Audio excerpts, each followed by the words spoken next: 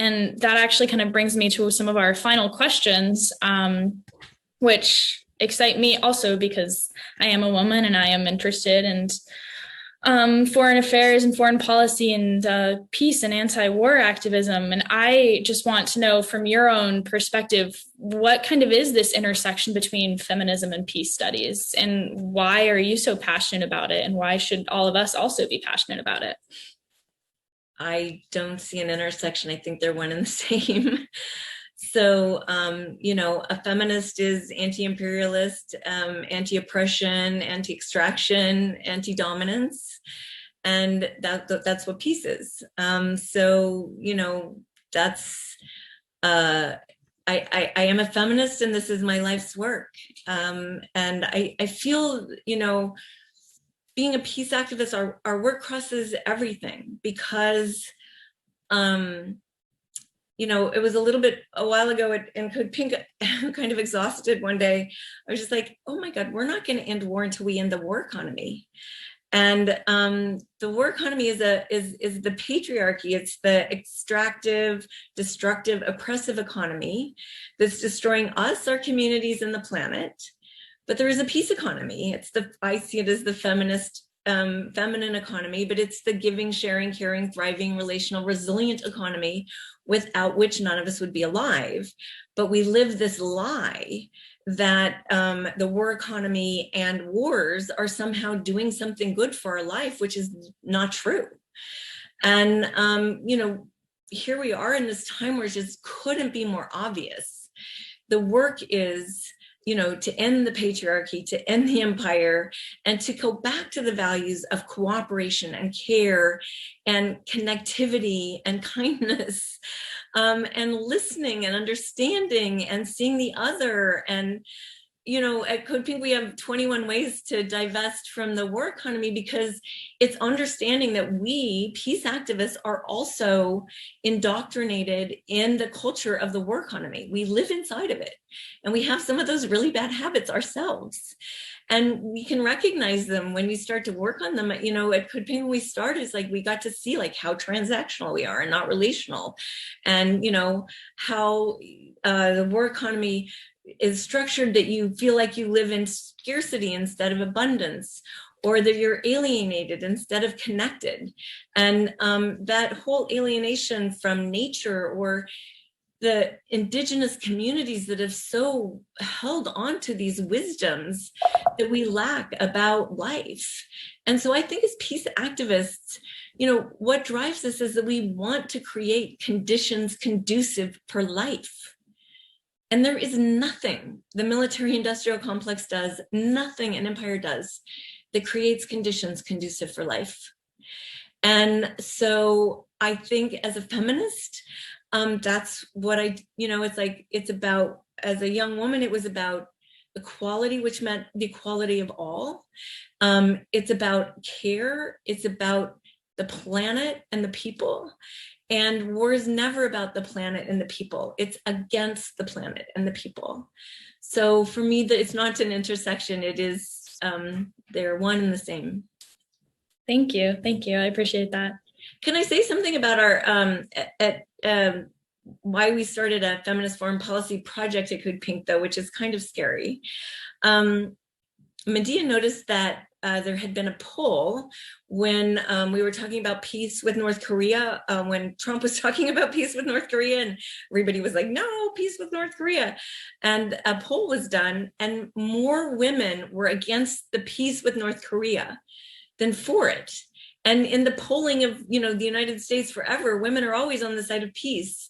And what we realized was that, holy cow, we've been so hard working to stop war that we hadn't been doing the work of educating around what is a feminist foreign policy. You can't just always be doing the no. You have to also be doing yes.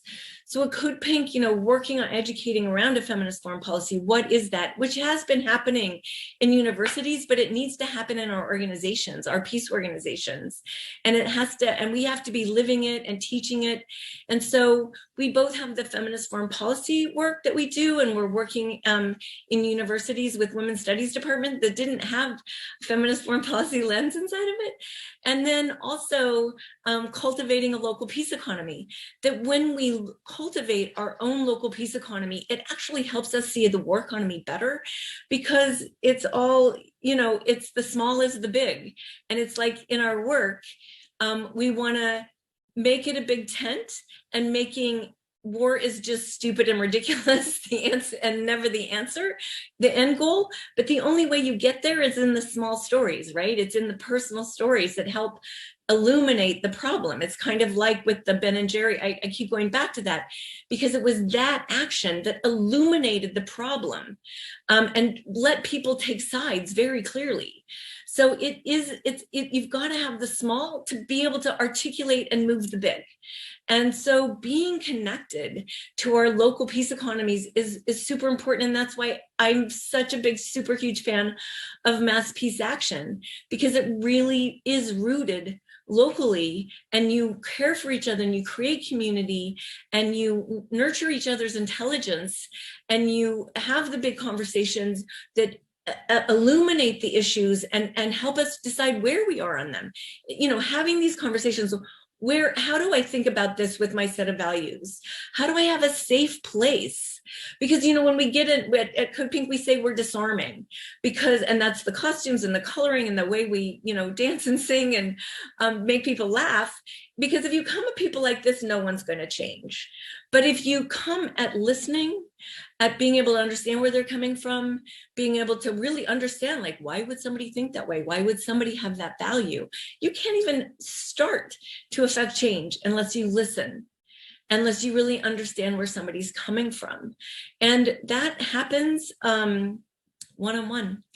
And that happens in our community. And also change happens through community. As an activist, you learn the very first thing, you can only change the person closest to you. Everybody always wants to change their great aunt Hilda, who's like a right winger. It's like, don't even go there. She's got a different set of values than you. You're working with the people around you to strengthen the tuning forks that you are for peace.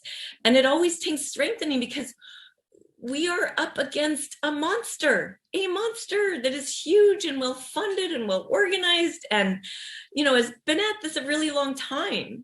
So it's always about, how do we hold each other's hands? How do we make each other smarter? How do we understand the issues as deeply as possible and know what our job is in the movement? We can't do all of the jobs, right?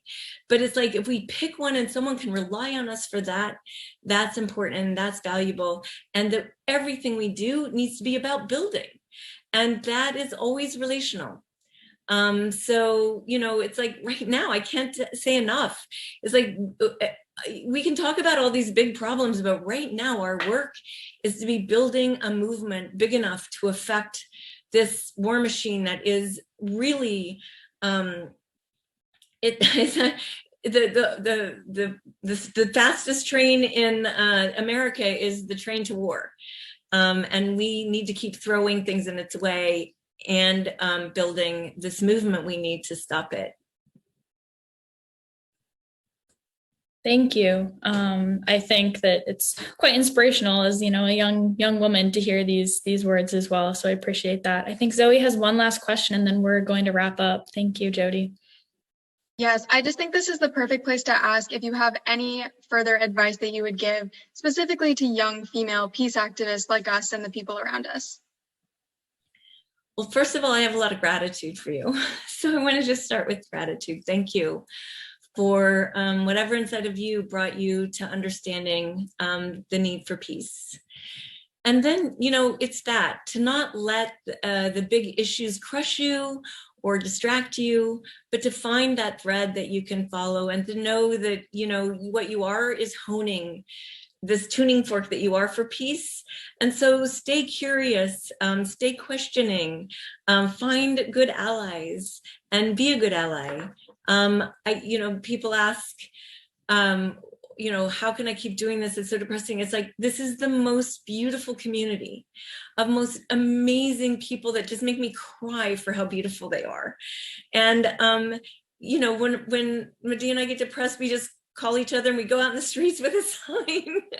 So activism, when you get depressed, is like, get out there with your sign, just grab, I mean, it doesn't take much is the other thing. It's like, to make a difference, 2 people with a sign can make a lot of noise, especially in pink. Because we say it's 10 people when you're in pink, because it just like stands out so big.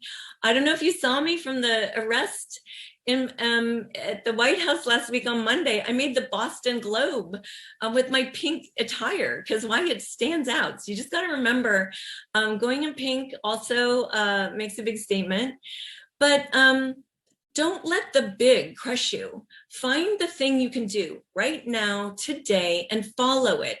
Find the breadcrumbs that someone's left behind. Be in, you know, find the inspiration that is there for you. You know, create your posse, you know, grow together. There's so many people here. I see Cynthia Papermaster, you know, 19 years, Code Pink has been doing this. And it's a family. We feed each other, we nourish each other. And at Code Pink, our job, we always feel like, is to create the tools for activists to be engaged. So we have the day job of like the tools and the alerts and the things that can help you be smarter. But you know, it's the movement out there that is going to make the difference. Our jobs are to create tools, create connection, and create inspiration. We say educate, inspire, and activate. So you know, find your path, take it deep. Because the deeper your roots, the more you can sway, you know, like a tree. So the more flexible you can be, the more you can listen, the more you don't have to protect yourself and your ideas, and the more powerful you can be. Thank you so much. Thank you for being here and for all that you do. I know we have a lot of gratitude towards you as well, and other mentors like you. So yeah, thank you so much.